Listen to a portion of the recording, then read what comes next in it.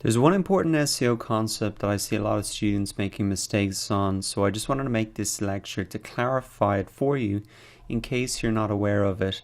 And it's really the difference between websites and web pages and the difference for SEO. See, a lot of students will say, I would just want to get my site to number one in Google, but actually Google in the search results doesn't list the most relevant websites. It actually lists the most relevant web pages.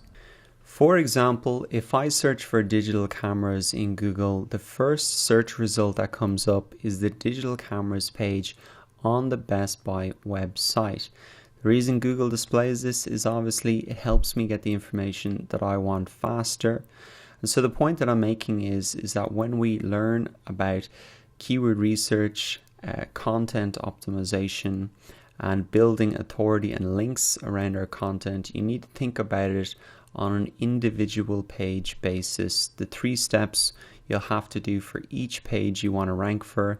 You won't want to rank for every single page on your website, your contact us page, your about us page. You wouldn't expect to rank for those.